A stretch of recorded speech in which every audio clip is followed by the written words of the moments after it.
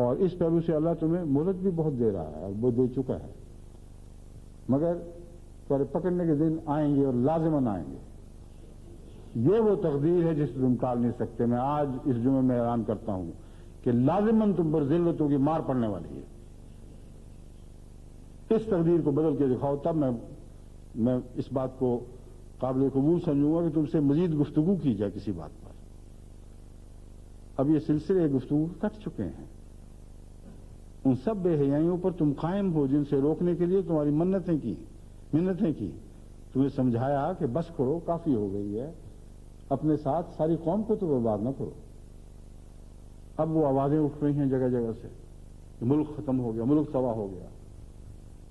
جو نگران حکومت آئی تھی وہ اب یہ اعلان کر رہی ہے کہ ہمارے بس میں تو بات ہی نہیں رہی،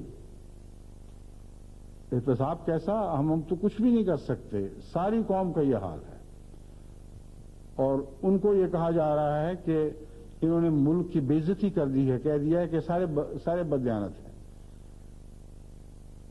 تو وہ ملک جس کی عزت جھوٹ سے وابستہ ہو جائے، یہ اعلان کرے کہ وزیر اعظم کے سارے دیانتدار ہیں، تو پھر مقابل کے سیاستدان ان کو معاف کریں گے ورنہ نہیں کریں گے۔ پھر بدنام کرا دیا ہمیں۔ بدنام تو ہوئے بیٹھے ہو، تمہیں پتہ ہی نہیں لگا اب تک کہ تمہارا نام کیا ہے دنیا میں۔ کیا تمہارا خیال ہے کہ اخباروں کے نمائندے یہ باتیں باہر پہنچا ہی نہیں رہے؟ جو قصے چلتے ہیں آئے دن، فلاں یہ کھا گیا، فلاں یہ کھا گیا، فلاں کا اتنا سونا پکڑا گیا، فلاں کی یہ گندگی پکڑی گئی، اور آئے دن پاکستان کے اخبار جس بے حیائی سے بھرے ہوئے ہیں، یہ کردار ہے قوم کا، تم سمجھتے ہو کہ دنیا کو پتہ ہی کچھ نہیں، تو آنکھیں بند کر کے بیٹھے رہو بے شک۔ مگر اگر کوئی تم میں سے یہ بہادری کرے کہ وہ کہہ دے کہ ہاں یہ قوم ایسی ہو چکی ہے، تو اس کے پیچھے پڑ جاتے ہو، کہتے جھوٹ بولتا ہے، یا جھوٹ نہیں بھی کہ بولتا تو بتانے کی کیا ضرورت تھی، ہم گوئے چھپے بیٹھے تھے، ہمیں بدنام کر دیا۔ کون سی بات ہے جو دنیا کو پتہ نہیں ہے؟ سب کچھ پتہ ہے۔ اس لیے خام خواہ کے جھگڑے لگا بیٹھے ہو۔ وہ بات جس نے بھی کہی ہے، وزیر اعظم نے کہی ہے، بالکل درست ہے کہ اب ہم کس کس کا احتساب کریں۔ اوپر سے نیچے تک آوے کا آوا بگڑا پڑا ہے۔ جب ہم نے دیکھا، چھان بین کر کے دیکھنا شروع کیا، تو وہ کہتے ہیں میں تو اب بالکل اپنے آپ کو اس قابل نہیں سمجھتا کہ مقررہ مدت کے اندر یہی فیصلہ کر سکوں کہ کس کو لسٹ میں رکھنا ہے، کس کو نکالنا، کہاں سے شروع کروں۔ چوٹی کے سیاستدانوں سے لے کر ان کے ادنا کارکنوں تک سارے بددیانت ہیں۔ چپراسی سے لے کر اوپر کے سب سے بالا افسر تک ساروں کو یہی حال ہے۔ تو انہوں نے تو ہتھیار ڈال دیے ہیں کہ میں تو اب کچھ نہیں کر سکتا، ساری قوم ہے، اب قوم اپنا محاسبہ آپ ہی کرے، اب میں کیا کر سکتا ہوں مزید۔ ٹھیک ہے وہ نہیں کر سکتے، مگر یہ تو معلوم کر سکتے ہیں کہ اس قوم کو ہلاک کس نے کیا ہے۔ ملا ہے جس نے اس قوم کو برباد کیا ہے۔ اور جب تک یہ زہر تمہاری جڑوں میں بیٹھا ہوا ہے، جب تک تمہارے لیے زندگی کی بقا کا کوئی سامان نہیں ہو سکتا، یعنی زندگی باقی رکھنے کا۔ اس لیے اس زہر کو پہلے نکالو۔ ہر خرابی کا ذمہ دار یہ ملا ہے،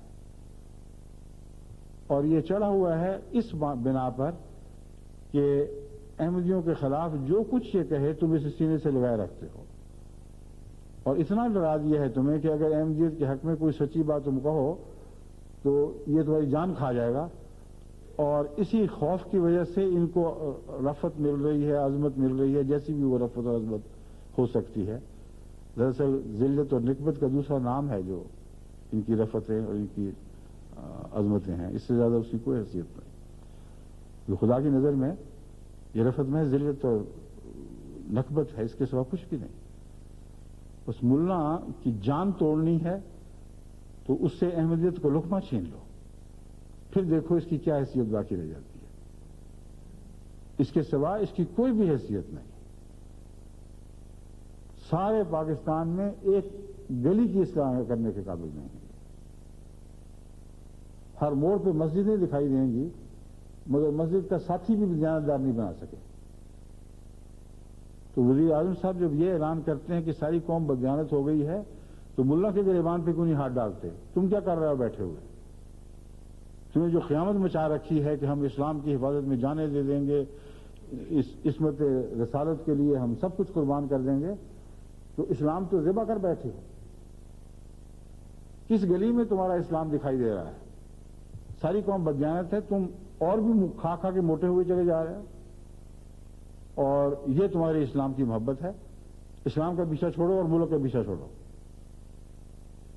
اسی جو محضر نامہ پیش کیا گیا ہے ایک وزیر کے خلاف جدوجہد کا آغاز کرتے ہوئے کہا کہ یہ پاکستان کے دشمن اور آغاز ہی سے دشمن ہیں اور پاکستان بننے کے بعد بھی دشمن رہے.